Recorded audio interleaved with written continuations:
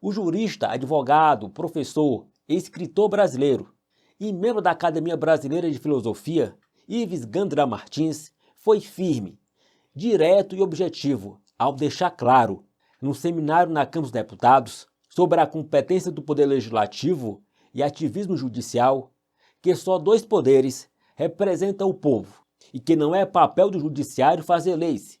Aliás, o professor disse que o Poder Judiciário não representa o povo. Ives Gandra disse que o STF está sim invadindo a competência do Congresso Nacional e os debates que a Corte faz sobre as drogas e o aborto, por exemplo, são inconstitucionais. Além disso, os ministros do STF não foram eleitos pelos brasileiros. Veja. Porque um dos preceitos fundamentais da Constituição é a independência e a harmonia dos poderes. O artigo 2º da Constituição começa dizendo o seguinte: os poderes são harmônicos e independentes. Dois poderes representam o povo, conforme diz o artigo 1º, que quem é soberano numa democracia é o povo. O Poder Legislativo e o Poder Executivo são representantes do povo. E o Poder Judiciário é um poder técnico que não representa o povo. Representa a lei que não faz e a lei que ele tem que fazer ser respeitada, porque ela pode ser feita pelo Legislativo e, excepcionalmente, iniciada pelo Executivo, mas sempre com o aval do Legislativo nos casos de medida provisória e lei delegada. Esse é o preceito fundamental para o artigo 1º e 2º da Constituição. E por que essa separação entre poderes? Porque cada poder deveria ter funções específicas dentro da Constituição. Porque nós víamos de um regime, de um sistema, em que havia um poder predominante, o poder executivo, o decreto executivo, eles governavam o país.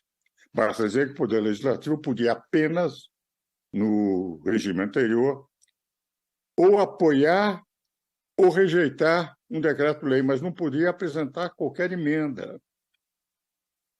Entenderam os constituintes durante 20 meses, quando discutiram a Constituição, que havia necessidade de os poderes serem harmônicos, independentes, cada um com a sua função.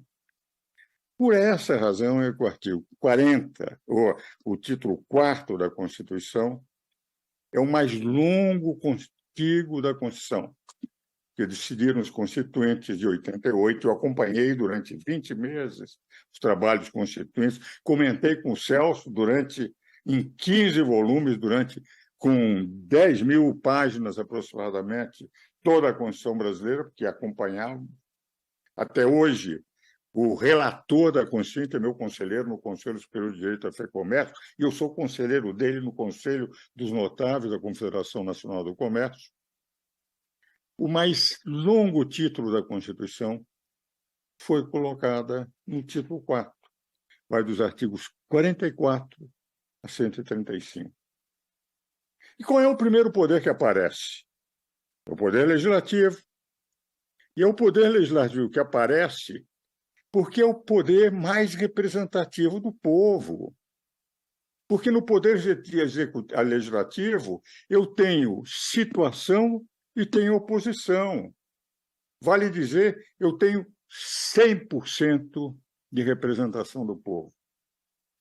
Em segundo lugar, os artigos 44 a 75, vai o Poder Legislativo, sempre lembrando que o Tribunal de Contas, embora tenha independência, é um órgão que ainda continua acólito do Poder Legislativo. Os artigos 76 a 91, qual é o poder que aparece? Poder Executivo. Segundo poder. E por que o segundo poder? Porque no Poder Executivo eu tenho a maioria da nação, mas não tenho a totalidade, como no Legislativo. Eu tenho quem ganhou a eleição. Eu tenho, portanto, a maioria da nação e, nos segundos turnos, nem a maioria da nação, porque quem foi para o segundo turno não conseguiu a maioria da nação no primeiro turno. E qual é o terceiro poder? O terceiro poder é o poder judiciário, que é um poder técnico. Guardião da Constituição é a função do Supremo Tribunal Federal. Um poder que tem que garantir a lei, que não faz, porque a lei que faz, quem faz é o Legislativo e o Executivo. E para garantir que seja esta harmonia e independência dos poderes, o que para o mais importante poder de representação do povo, que está em primeiro lugar, que é o poder legislativo, o Constituinte colocou, no artigo 49, inciso 11, colocou o seguinte: compete ao Poder Legislativo, ao Congresso Nacional, zelar por sua competência normativa e fazer leis perante os outros poderes. Quais são os outros poderes? Executivo e Judiciário. Vale dizer, se o Judiciário quiser fazer uma lei, cabe, segundo o Constituinte de 88, ao Legislativo zelar por sua competência normativa, não permitindo a invasão de competências. E não cabe ao Poder Judiciário zelar pela competência do Legislativo, se for ele o invasor. Porque quem tem que zelar pela sua própria competência é o Poder Legislativo. E, a meu ver, sempre defendi isso na interpretação que demos de 88 a 98 na Constituição, caberia o Poder Legislativo, se houver invasões, um decreto legislativo eliminar essa invasão. Com isto, quando saímos de um regime com um poder dominante, dois poderes acólitos, nós passamos a ter, de rigor, três poderes harmônicos e independentes, ao ponto de o Constituinte, ao introduzir a ação direta de inconstitucionalidade por omissão, que é uma ação que se pode apresentar ao Congresso Nacional se por acaso o Legislativo tiver uma obrigação constitucional de fazer a lei e não faz, de entrar e pedir ao Congresso, ao Supremo Tribunal Federal, que declare o Congresso inconstitucionalmente omisso. E no 103, parágrafo 2º, o que diz o Constituinte? Que declarada a omissão inconstitucional do Congresso de fazer uma lei que não é obrigado a fazer, que é obrigado a fazer, que a maior parte das leis o Congresso não é obrigado a fazer, tem que ouvir a opinião do povo, mas que é obrigado a fazer, cabe ao Supremo declarar a omissão inconstitucional do Congresso e pedir ao Congresso que faça a lei. Quando discutimos a matéria, eu fui convidado repetidas vezes para audiências públicas, com o Ulisses Guimarães, um saudoso e querido amigo, com Bernardo Cabral, até hoje, meu grande companheiro de discussões constitucionais, relator da Constituição, todos os 20 meses da Constituinte. Quando nós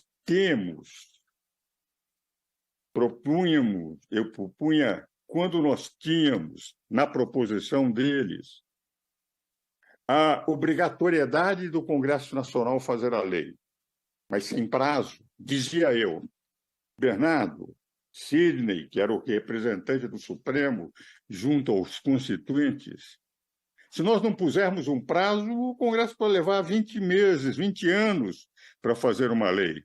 Vamos por 6 meses. E qual era a opinião de Sidney Sanches na ocasião?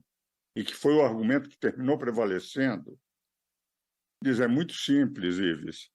Se nós colocarmos um prazo de 6 meses e o Congresso não fizer a lei, você acha que eu, como membro do ministro do Supremo Tribunal Federal, teria a possibilidade de prender 503 deputados, que era o número de deputados à época, e 81 senadores por desacato à ordem judicial? Vamos deixar sem prazo. O que vale dizer, nem nas ações diretas de inconstitucionalidade por omissão pode o Supremo Tribunal Federal legislar em lugar do Congresso Nacional. Por essa razão, essa ação violenta constitucionalmente as prerrogativas e o direito da Suprema Corte, do Legislativo, que é aquele único poder colocado pelos constituintes de 88 para fazer a lei. Por essa razão, o que se discute lá, a meu ver, é de manifesta inconstitucionalidade. E digo isso com constrangimento, com desconforto, porque admiro e tenho livros escritos com grande parte dos ministros e sei a qualidade de todos eles. Por essa razão, a minha preliminar, que é fundamental para que os senhores examinem, é de que, se houver uma legislação feita pelo Supremo nessa matéria, acho que os senhores podem emitir um decreto legislativo dando um tratamento diferenciado. Com todo o respeito enorme o que tenho por todos os 11 ministros, admiro-os todos, mas não foram eleitos por 150 milhões de brasileiros, mas por um homem só.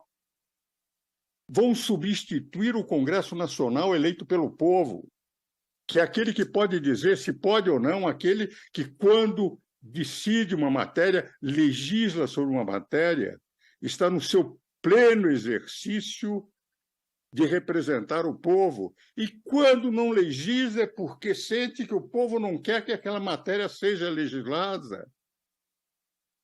Venha substituir, se transformar num poder legislativo complementar, mais do que isso, num constituinte derivado complementar. Então, a impressão que eu tenho, senhores que estão me ouvindo, senhores legisladores, aqueles que estão presentes, é que nós não podemos, primeiro, deixar que a competência do poder legislativo seja exercida por um outro poder.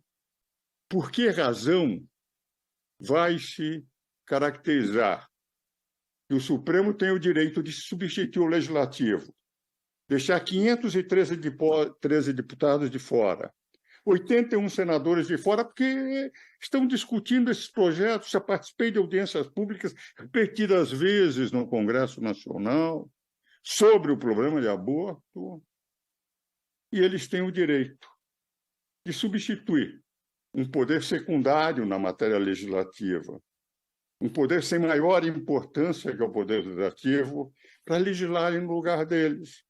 Pois é, o professor deixou claro que o STF, que é o guardião da Constituição e garantidor das leis, está exercendo um papel que não lhe cabe, portanto inconstitucional. Certamente que essa palestra do Dr. Ives Gandra Martins deve ter deixado os ministros muito insatisfeitos, porque eles estão fazendo algo que não compete a eles fazerem, e sim ao Congresso Nacional.